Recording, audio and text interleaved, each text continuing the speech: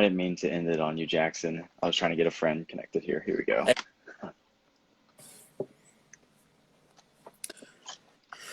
What's up, Cam? How's it going? It's going pretty good. Pretty good, I should say. Yeah. How about you? I'm doing all right. Just, living life. Living life? I'm trying to. I'm trying to. hmm You know. Um, yeah. What have you been up to this week? Um, Not much. I was at a youth camp last week. This week I had to go back to work, so Hmm. just getting readjusted back to regular every day. Yeah. Yeah. For sure. For sure. For sure. Yeah. Yeah. I don't think we'll be back to regular everyday things for a while now. Yeah. Yeah.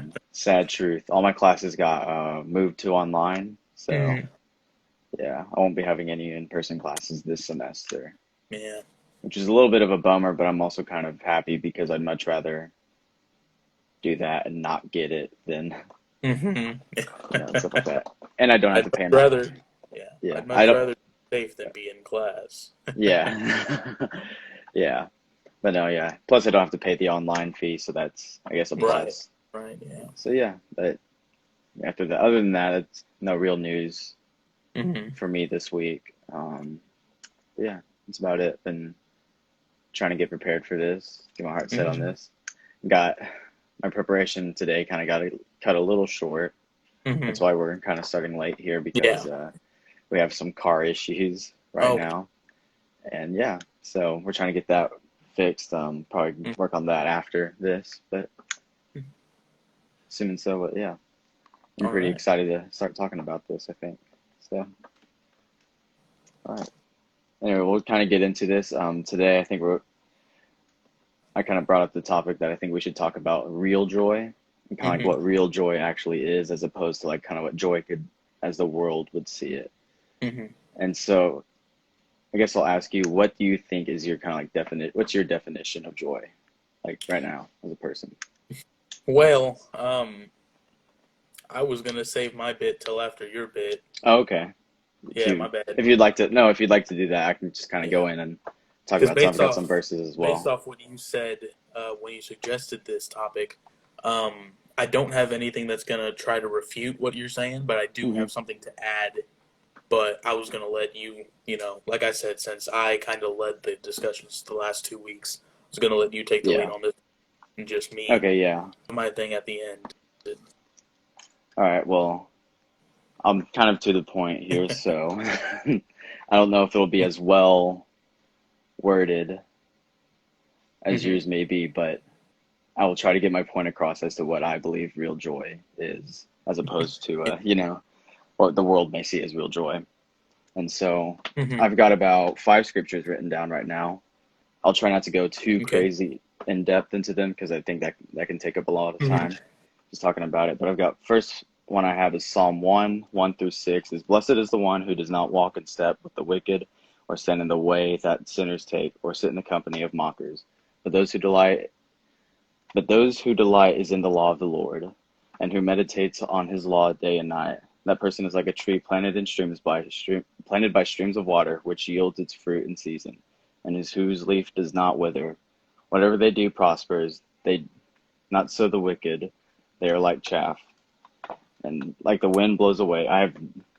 See which one do I have? Okay, NIV. Yeah, I read the NLT typically, so Okay. that the wind blows away. Therefore the wicked will not stand in the judgment, nor sinners in the assembly of the righteous. For the Lord watches over the way of the righteous, but the way of the wicked leads to destruction. And so kind of right off the bat, what I see here, kind of like the first thing, kind of like the first, I guess, sign that you may have real joy or something like that is kind of like really being in the Lord and really like enjoying being in the Lord. Kind of like really trying to get to know him, be in the words and stuff like that. And so that to me, like part of real joy is kind of the desire to want to be with him, to want to get to know him and stuff like that. And because as it says here, and I think the more you get to know him, you know, obviously the more joy you'll have, hmm the more, and that's not in the sense of like, kind of forcing yourself to get to know him so that way you don't find joy in anything else, but it's just more of hmm like the more you get to know him, I think naturally it comes, the more you'll want to get to know him and the more joyful Yeah, that'll make you. yeah, I heard someone talk about it and said, like, when you're getting in the word and stuff like that, and to really love him, it's like, it's not really kind of making yourself love him, but it's just when you're going into like his word and stuff like that and talking about his love and everything, it's almost like a craving that you never really want to, like a thirst you never really want to quench because you want to keep hmm going after him, keep chasing after him, keep chasing after him yeah, because it comes so naturally. And I think that's what happens, like, especially when you get in the word and stuff like that and spend time with God, you'll hmm never really want to, the more you do so, you won't want to, quit spending time with him. You won't want to really, you know, you'll want to do it more often, that will really quench your thirst right there, as you keep going along there. And so that's kind of like the first thing of joy that I have. I've also hmm got Isaiah 26:3-4 on here. It says, "You will keep in perfect peace with those whose minds are steadfast, because they trust in you. Trust in the Lord forever, for the Lord himself, is the rock eternal." And so another thing I see here is that why I believe, chasing after God, really like, chasing after God, trying to get closer to God is kind of the real meaning of joy here is because, well, God never changes, hmm I think, when people try to find joy within like the world and stuff like that, not saying, you can't enjoy these things in the world, but I don't think that should be your main source of joy, yeah, partially because the world's always changing, things are always hmm changing, circumstances are always changing. And I think especially if this time proves anything, is that we don't necessarily like change, hmm you know, everything shuts down. Well, everybody's going into panic now and stuff like that. And so I think, when you see this, finding your joy in God will ultimately lead to the best joy, is because God is never changing. He's the same as he was, is, and will forever be. hmm He's the same loving God. He's also the same. I always try to tell people that God's the same God in the Old Testament as he is in the New Testament. yeah, yeah, Because some people have the perception that God was more vain in the Old Testament and everything, but he's just the same in the Old Testament as he's in the New hmm Testament. He's the same as he was in the New Testament as he will forever be. Just stuff like that. So whenever so just kind of saying that on that part, trust in the Lord forever, for the Lord himself is the rock eternal.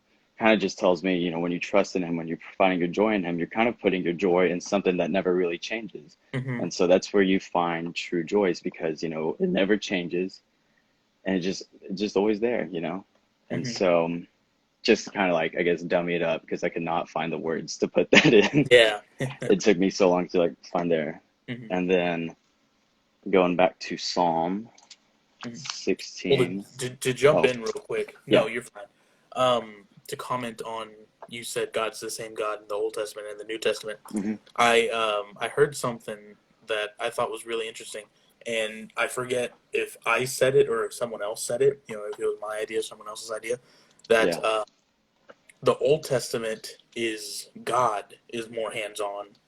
The New Testament is Jesus is more hands on, yeah, and now it's the Spirit is more hands on. yes, So you see, I mean, and it is the same God, just his different aspects are not necessarily taking over and becoming dominant, but hmm they're, and not manifesting, but I can't find, better words, but they're kind of showing you that they all are the same person yeah, because you see they have the same characteristics, they have the same speech patterns, they have the same kind of mindset.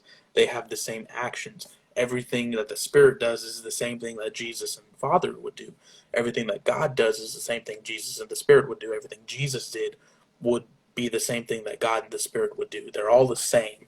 The biggest, or not the biggest, but Mormonism, they yeah, believe, and some other whatevers, believe that God, the Spirit, and Jesus they're united in purpose, but not in the Trinity. So they believe that it's three completely separate individuals working together as a team, yeah, and that's not what it is at all. It's, they're all the same person. It's hard to explain, but they're all the same person, yeah, just kind of different aspects, different roles. and we see those shine through. Like I said, the Old Testament is God, New Testament is Jesus, and now is the Spirit. Yes. But yeah, Yes, for sure. So, should we talk about the Holy Trinity next week? whatever if you want. That'd That's be a a good. conversation. That would be that'd be a four-parter or something like that. Something, yeah. Yeah, it'd be something. Um, let's see where we go here. I'll just go ahead and skip that one because I think that Mhm. correlates to what I was already saying. Da-da-da-da-da. We need like a small talk button or something while I'm flipping through these scriptures. I have them all typed up when I get prepared. I type Yeah, everything up in a little note on my computer, so I have it all just sitting right here. yeah, I have like notes and stuff like that, and I have like my Bible in front of me, flipping Hmm. through them. As you can see, I don't know if you see the pages, but I don't. I see the definitely, pages as you're flipping, but yeah. Okay, yeah, okay. I had to make sure and look. Da-da-da-da-da. So here, Matthew 6:6. But when you pray, go into your room, close the door, and pray to your Father who is unseen. Then your Father who sees what is done in secret will reward you. And so, like I said, it's kind of like as you draw near to Him, He's definitely going to draw near to you. And so, like, it's Mhm. just kind of like my whole theme for this, and I think I'm kind of done with these scriptures now. My whole theme for this is that real joy can be found when you're spending your time with God. And I think it'll become more obvious to you, more revealed to you, especially the more time you spend with God, is because, it's just kind of like there's this peace about it. There's this, not only the peace, but also this want to. Like I said, you'll really want to spend your time with God. You'll figure out essentially what your purpose is when you start Mhm. spending your time with God and when you start praying. Um, I was listening to a podcast about prayer just the other day, and the guy is like saying that he knew a guy, and one of the points that he brought up is like, I start noticing more coincidences happen Mhm. when I started praying more, and it's just kind of like, the more we start praying, the more we see God in everything, the more we see God's love for us, the more we see, God's will for us and everything. Mhm. We can't really we can't ask for what his, I guess, secret will is for us if we don't know what if we're not following his revealed will. I think Jonathan Mhm. Pokluda said that. And Mhm. so I think just kind of, following God, being with God, and kind of sticking with God through this whole thing is what will bring, ultimate joys, because he is joy. Mhm. He is, he's love and all this. Yeah. And what was I about to say? Another thing is a lot of people get confused is that joy is not necessarily no bad situations happening, and Mhm. neither is like peace. Peace is not, nothing ever happens to you in life. Yeah. It's kind of the opposite, and it's finding joy is kind of like being able to trust God when situations do Mhm. arise. Finding peace is being able to trust God when situations arise. And so just kind of like Yeah. joy is not, self-dependence.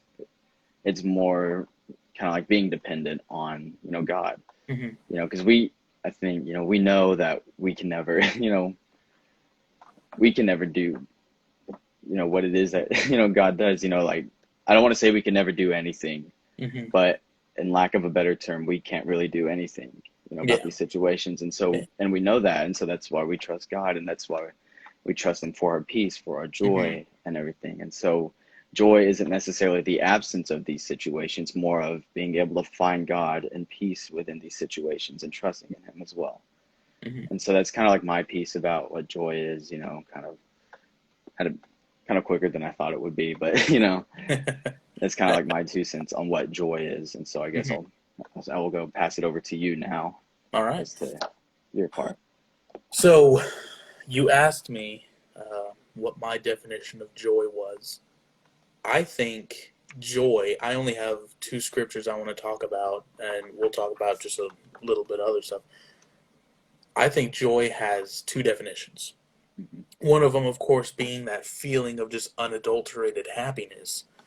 But the second one, I think, is just a choice, like choosing God in all circumstances, which you kind of tapped on that glass there, um, really throughout your thing. I don't know if you were getting at that or Yeah. like if I just missed it. But um, so one thing that really honestly kind of irritates me about Christianity, the phrase "the joy of the Lord is my strength." Yeah.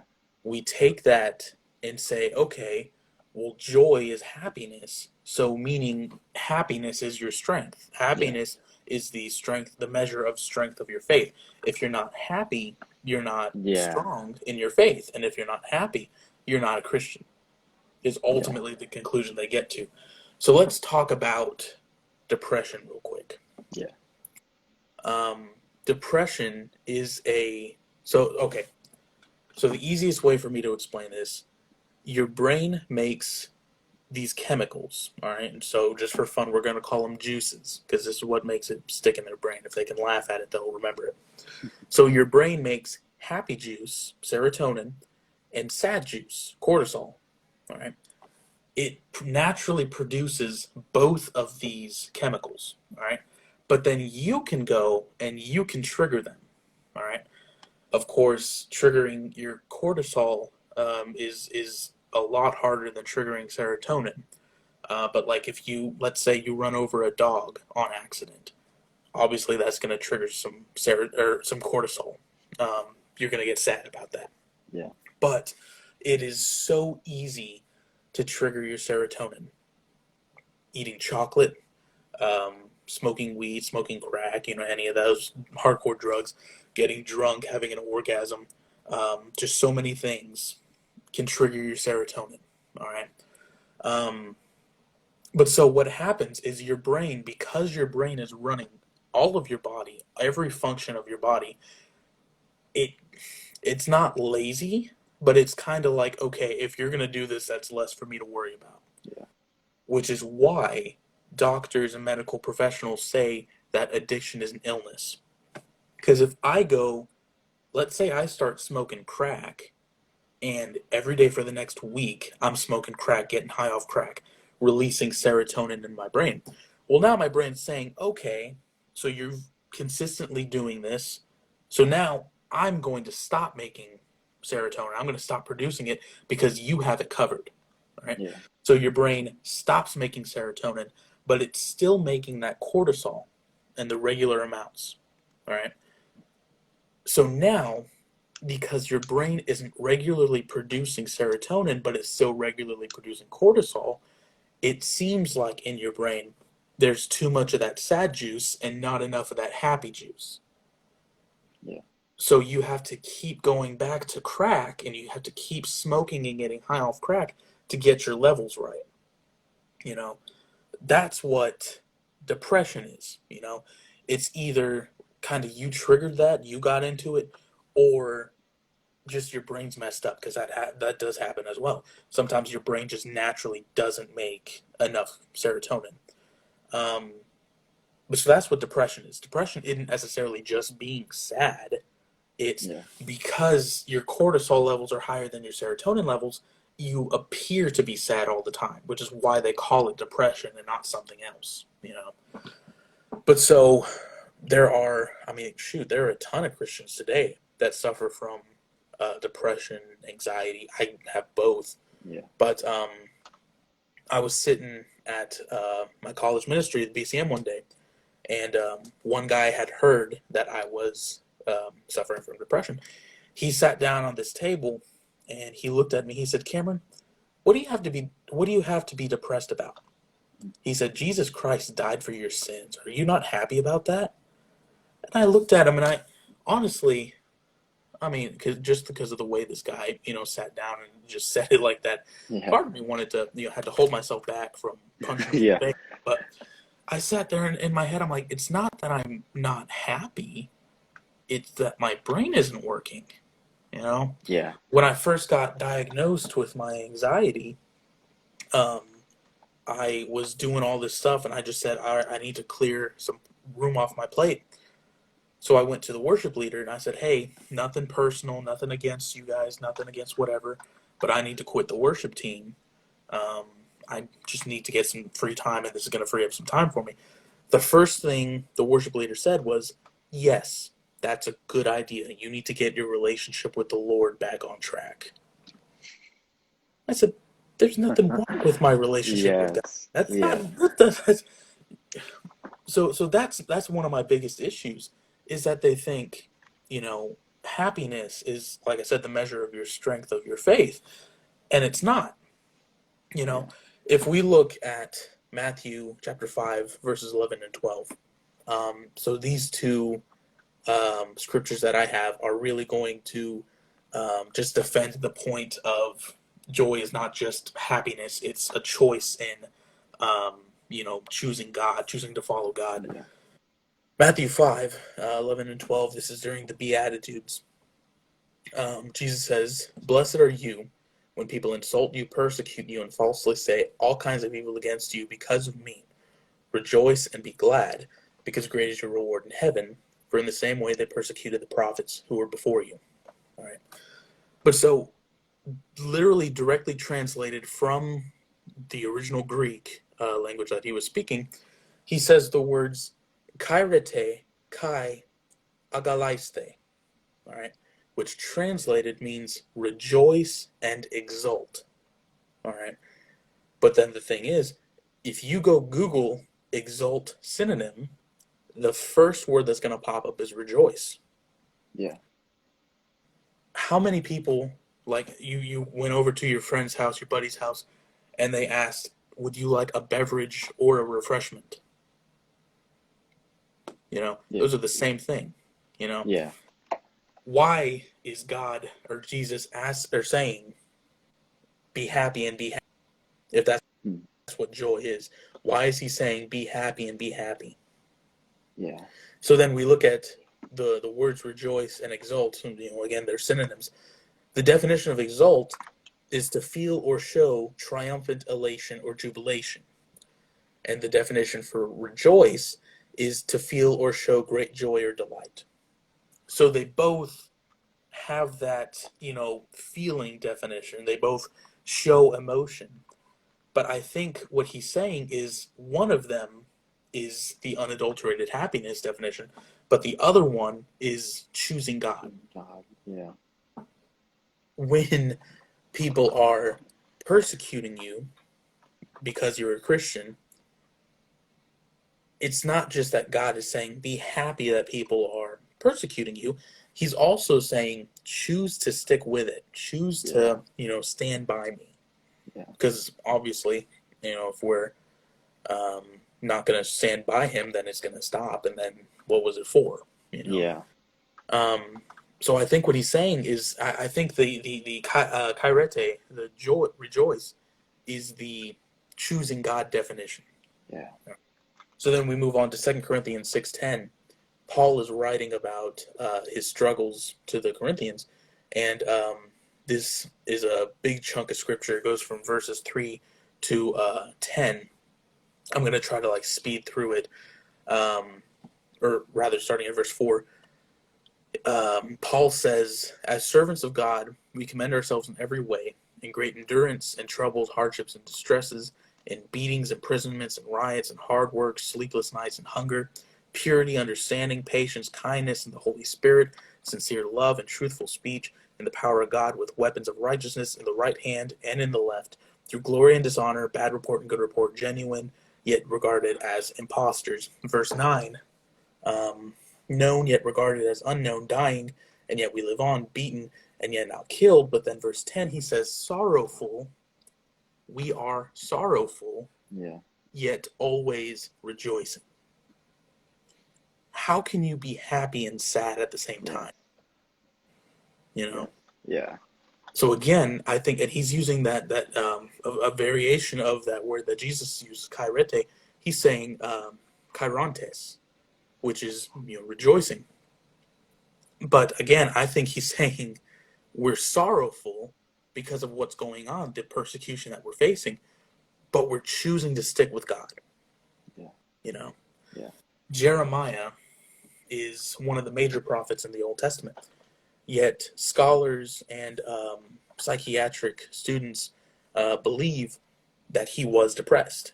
They believe that he had the same characteristics of depression. Yeah. My youth pastor used to joke all the time about how he thought David was bipolar. because he said one psalm, he wrote many of the psalms. One psalm would say, I love God. The next psalm would be like, do I love God? Yeah. Um, even go as far as to say, like, my youth pastor would go as far as to say, one says I love him, one says I hate him, the next one says, oh wait, no, I love him, oh but no, he sucks. Yeah. So we see these characters, and like depression didn't start here in the modern time. It was still back there. Yeah. All of our medical problems were still back there. So You yeah. know, I sit and wonder how many times did somebody die of cancer and they didn't know about it because they didn't Yeah. have all the equipment and technology that we have. But you know, um, but this definitely could have happened in the Bible, could have taken place in the Bible. And so they believe that Jeremiah, again, one of the major prophets, was depressed. Well, so then the question arises, if joy is the only definition is happiness, and the measure of your happiness is the measure of the strength of your faith, then why did God choose Jeremiah to be a prophet? Yeah. The weeping prophet, that's Yeah. what he's famous for. That's what they call Yeah. him. He, like, his whole book is like a lament against Israel's sin. And why would God have chosen him? Yeah. Because it's not about happiness. You can have a depressed Christian. Being Christian doesn't mean you always have to be happy, Yeah. but it's about choosing God. Yeah. Everything that happens, you choose God. Job very much showed us what joy looks like when all of his kids died, when all of his essentially money was taken from him, all of his land, everything was just destroyed. He still chose God. The first thing he did when all of that stuff happened and all of his slaves came back to him and said, hey, you know, your kids are dead, your flocks are stolen, all your herds are gone. The first thing he did was he got down on his knees and he worshiped God. That's what Yeah. joy looks like. Yeah. Of course, joy, we find joy in our relationship with God, like you were saying. Like I said, Yeah. I'm not trying to refute anything you Oh said, yeah. Yeah. but this is a different kind of joy. Joy Yeah. is believing who Jesus says he is and chasing him and his ways over yourself and your own ways. Yeah. Yeah. Because like you said, we can't do anything on our own. Yeah. But with Jesus, we're not doing it, and not saying with Jesus we can do anything, but Philippians 4:13, he can go through.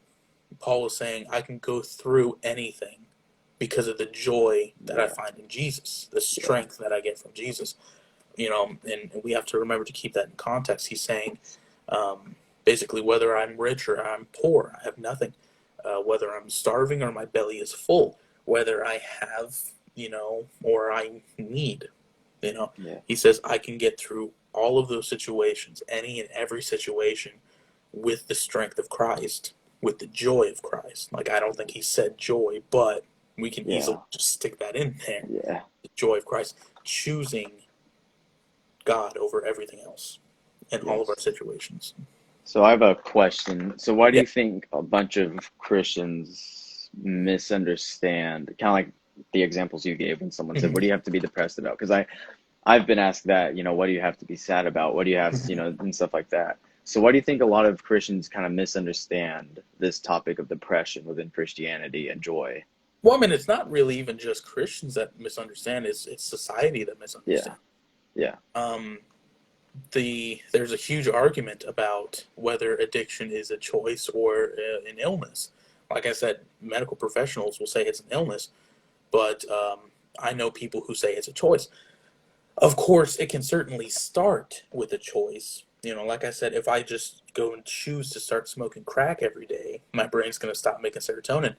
But then it's really no longer a choice. You kind of have to do it, because what happens with depression is that, like I said, your cortisol levels are normal, but your serotonin levels are down here. So you have an abundance of cortisol.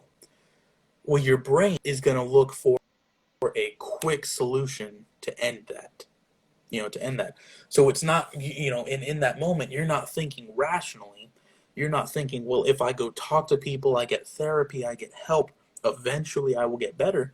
It's going to go to the quickest solution, which is Mhm. going to be to kill yourself. You know, Yeah. that's why so many depressed people kill themselves. It's because they're and there's this huge stigma about mental illness is another thing. It's almost shameful to not just have mental illness, but get treatment for mental illness. You know, um, shoot, I kind of blanked on what I was going to say. Anyways, but Christians, one big thing, and I don't remember if I said this last week or not, or if I just said it to myself. A big thing that I have, a big problem that I have with the church is that we just lack empathy. Yeah. Members of the congregation just lack empathy. Um, they lack sensitivity. You know, Yeah. I made that post on Instagram that just says sensitivity is essentially like caring about others. Yeah. Noticing changes and um, thinking about others. In my brain, I I've come to learn um, one statement can mean like five different things. Yeah. You know, the way you act to me, of course, there's going to be some reason why you're acting like that. You know, so what I do in my brain is instead of asking why, I kind of try to play through the scenarios. I watch how you're acting. Yeah. So if I can tell that you're mad and you're taking it out on me and not everyone else, I immediately he's mad at me for something I Yeah. might have done or something, not misunderstanding or whatever. Then I try to figure out what you're mad about. That's Yeah. just how my brain works. Yeah. Well, of course, my brain works like that. Other people don't. You know, Yeah. essentially, if we all were doing what we needed to do, Christians would look different than the world. And that's the main thing is that we're Yeah. not doing what we need to do, so we look exactly like the world. So, like I said, it's not, and I went on a whole tangent, but it's not just that Christians don't understand the thing with depression. It's that society doesn't, and Yeah. Christians have inserted themselves into society. So if society doesn't understand something or is against something, Christians are going to not understand it and be against it as well. Yeah. So, Dang, that was a real good answer. Yeah, for sure. I definitely feel you. So I guess, and another question I have, hmm you kind of scratched on it too whenever we talked about, people hmm and Christians saying, oh, okay, yeah, take your time to get right with God and stuff like that. It's like, hmm there's nothing wrong with my walk, but you're just kind of taking time and yeah. bring yourself up. And so, because I kind of feel that way as well. What would you say to people about that? Like, kind of like, because I'm assuming you were going through a season in that time that hmm caused you to want to, take time off to kind of Yeah. Yeah. do that. What would you say to people that are going through that season, but also the people that kind of receive those, I guess, keep people like the worship leader on that team, what would you say to both of those people What would as I well? say to Okay, both what would you the say? worship leader? Yeah, both, Okay. both some the person in your shoes and then the worship leader. Yeah. Yeah. Um, I would say to both people, you don't know my heart. Yeah. Is the first thing I would say. You don't know what's going on in my life. Even if I try to explain things to you, you still aren't going to necessarily see my perspective. I bring this up when I'm talking about race issues as well. I'm not black. I'm never going to know fully what it's like to be a black person. You know, when like there are times when I walk to school, so I'm walking home from school, and it's kind of late, it's dark out. There have been several times where I have been stopped by a cop who is either they're looking for somebody apparently, Yeah. and I wear my earbuds, so I immediately put my hands up. I make sure they know I'm because I don't want to get shot. Yeah. Um, but I'm like, how much worse is this for a black person? Yeah. You know, I'm never gonna fully know. So then that's the thing is that you're never gonna fully know what it's like to be me. I'm never gonna fully know what it's like to be you. I can try to understand. I can just scratch the surface, but So what I would say to the worship leader and to those people, don't be so quick to judge. Yeah. Because like I said, nothing was wrong with my walk with God. It was just a chemical imbalance that started in my brain. You know, Yeah. there's it has nothing to do with my spirituality and everything to do with my biology. You know, Yeah. then to the person in my shoes, I would say, I mean, certainly educate yourself. That way, when someone says, "Hey, get right with God," you can say, "I'm fine with God. This has nothing to do with my walk with God," and you can explain because I knew it had nothing to do with my spirituality. I Yeah. just didn't know how to put that into words because I hadn't read up on it at that point in time. Yeah. Now that I have read up on it, if someone were to say that to me, I can educate them, walk through like I did, with you. Yeah. Just explain to them this is how it works. Yeah. I went to, I think it was collegiate week, I think, at Falls Creek, and Yeah. there was a breakout about Christians and depression where they got a doctor came in. He explained medical, clinical depression, and I sat there and I looked around at all these people. And I'm like, I wonder if we're all depressed, and we came Yeah. here to be able to explain, you know, because that's certainly why I went. I Yeah. went because I'm like this of has to do with me, and I want to learn how to explain this to other people. So that's Yeah. why I went. I looked around. I'm like, how many other people are like that? So to the people in my shoes, educate yourselves, not so that you can be, pompous and like, oh, well, there's nothing wrong with my walk. What about your walk? Like, Yeah. don't do that, but just so that when people stigmatize you and they judge you and they look down upon you by saying get your walk right with God, you can say that's not the issue. Yeah. It's something completely different. Yeah. So, just to recap what I said, um, to both of you, you don't know my heart. To the worship leader, don't be too quick to judge because, again, you don't know Yeah. my heart. You don't know what's going on. And then to the people in my shoes, educate yourself so that you can educate others in a loving way. Yes, for You know? sure. And I think that's something important to touch up on because I think there are a lot of people, a lot of Christians for sure that, suffer from depression, but that are kind of like quiet about it because they don't want to look, different than other Mm-hmm. people and stuff. But Yeah. it, within the inner contextualities of your heart, I Mm-hmm. think is where your faith is. You know, like you said, I'm talking about, I think Jeremiah, like, Mm-hmm. and I've heard about that too, kind of, suffering from depression and everything like that. Just I think we can look to examples like that to kind of like reaffirm our faith as well. Because I've been in that situation too in terms of like, hey, I'm very upset about this, I'm sad about this, and it, Mm-hmm. to and what you said earlier about Christians kind of lacking empathy, Mm-hmm. you know, made sense in that moment, and because it's like, oh, what do you have to be sad about and everything like Yeah. that, but Yeah. and I don't know, there's been countless times where I've like gone to something where people have said that, and then they kind of will take something like out of context, and the way it's worded and the way they'll say something is kind of like, well, dang, is it because I'm sad I'm not a Christian, and stuff like that. Mm-hmm. And so Yeah. I think it's very good that you were able to clear that up Mm-hmm. because I think there's been a lot of people that have been in my shoes where they hear that and they hear, oh yeah, take time to get your walk right with Yeah. God and Yeah. stuff like that, and you're like, wait, like my walk wasn't right with God. And Mm-hmm. so those that didn't weren't educated enough, yeah, just take the time to educate yourself because it can definitely, I think hearing that could Mm-hmm. scare you from trying to get with God because you become more anxious about, Yeah. I was Yeah. never right with God, and so Yeah. because I've definitely been there, I've heard that and I was Mm-hmm. like, well, wait, my faith doesn't look like that. Am I Mm-hmm. really walking with God? And it's still like somewhat of an issue because I keep comparing, like Yeah. my faith doesn't look like that, my faith doesn't look like Mm-hmm. this, but in reality, it's within your heart that your faith, Mm-hmm. lies and stuff. And Yeah. so just kind of recapping what you said, and the whole reason Mm-hmm. I kind of brought this up is, make sure Yeah. to educate yourself because if you don't, you will definitely be thrown into more of a spiral when someone Mm-hmm. tells you, hey, walk right with God. Yeah. Because then you'll start overthinking and stuff like if you're like me, you'll start overthinking, Mm-hmm.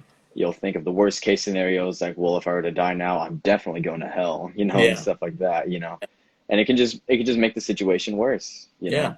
Yeah. and definitely, like you said, Mhm. educate yourself, know people like Cam that, you know, can explain these things as well. So Yeah. yes, that's kind of my little 2 cents on Uh-huh. that as well. And there's definitely a difference between living with anxiety versus living in anxiety. And the same Hmm. with depression, living with depression versus living in depression. Living with anxiety is literally just a Christian with an anxiety disorder. Living in anxiety is not trusting God because you're letting your anxiety take over and you're letting your anxiety reign. That's obviously not good. And in that case, yes, something is wrong with your walk. But that's specifically because you're not trusting God. It's a tiny bit to do with your anxiety. Yeah, It's not saying that because you have an anxiety disorder, your walk is wrong with God. It's that because you're letting the anxiety kind of control your life is what's wrong.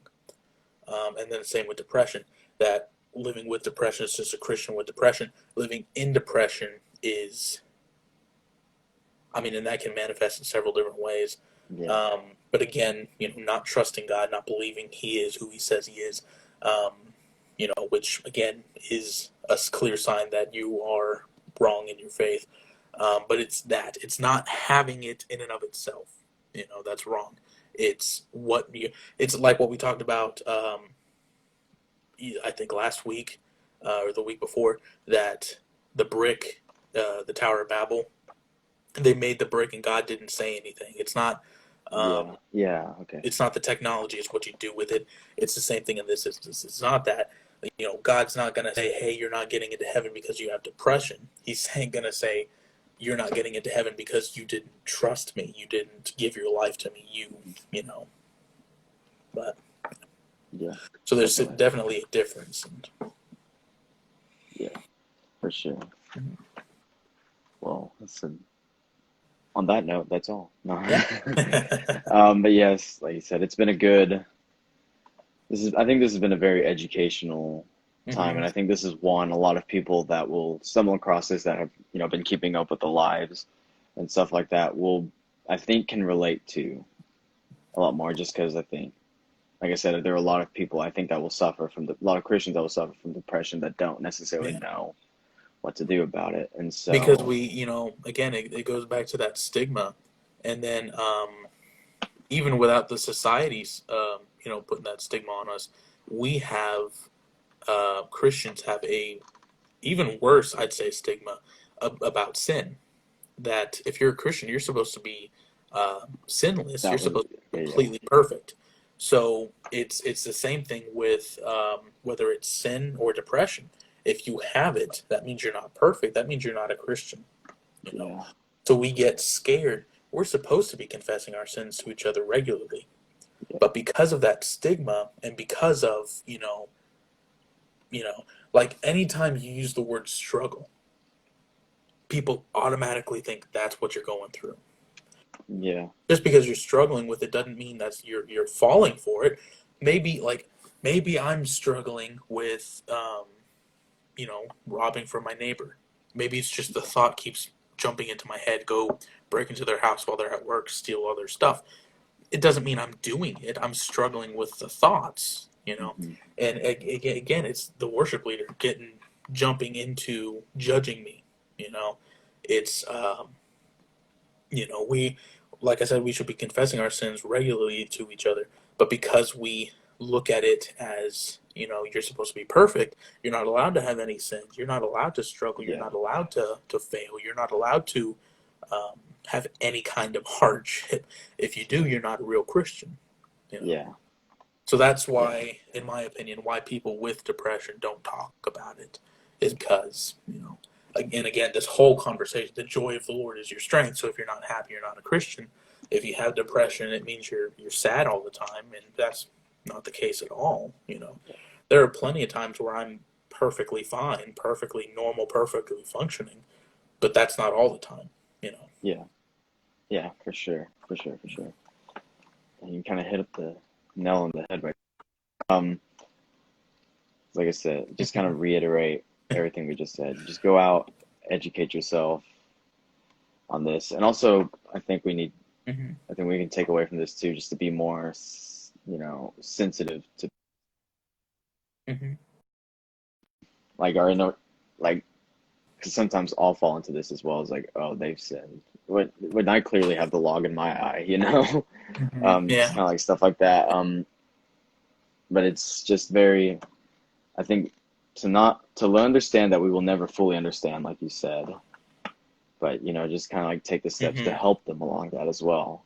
Just to kind of, hey, I don't Yeah. understand what you're going through, but I understand that this time you may need some time off. Just go ahead and Mhm. go and everything. And it's just, I think we need to be more sensitive about this, Mhm. which I think that word scares a lot of Christians. Definitely in the Bible Belt, it scares a lot of Christians Yeah. when you say sensitive, Yeah. because we the first thought is like Mhm. liberal snowflake, and it's like it's just Mhm. I think if we find ourselves to be more sensitive to people like that, I think we will find kind of like our mission, our evangelism Mhm. to be a little more successful as well Yeah. with these stuff like that. Because I always like to relate, or I like to relate it like that too. It's kind of like, if we're more sensitive and more willing to listen to this rather than Mhm. you're not right with God, you Mhm. know, go do that right now and stuff like that, and kind of like shove, whatever it is, down our throats, like it's it's not necessarily, like you said, not that we're not right with God, it's just we're going through a little season right Mhm. now and everything like that. So I think just being more sensitive can really help Yeah. our witness, especially in the world. Yeah. So, I've but that's the Redskins just they finally just changed their name. The NFL team. It's yeah, it's one of those things. Yes, some people, don't care about it. Some natives don't care about it, but then others do. yeah, So, like that issue is one that I specifically think of when I think empathy and sensitivity. You may not have any problem with it, but that doesn't mean that, your neighbor doesn't. And so your neighbor has some quarrel with it. So it doesn't affect you, but it affects them. You know, I keep telling people nowadays, I would rather be the one oppressed than be the oppressor or condone oppression. You hmm, know, so if they're feeling oppressed because of the Redskins, their name, I would say change it. You know, yeah, like and again, even let's say half of the native population didn't care. No, you know what? Let's say 95% of the native population didn't care that they were called the Redskins. It's that 5%. That yeah, 5% is going to suffer. So do you care about the needs of or not even the needs, but the many or the few? Which one's more important? yeah, Well, I think if they don't care, then they don't care. So yeah, let's go to the side that cares. yeah, And they feel yeah, negatively about it, change it. You know, yeah, and that's kind of what I mean about like sensitivity and empathy is think about others. Don't just think about what you're feeling, what you're thinking, what your take on the subject is, but think about the other people. If oh,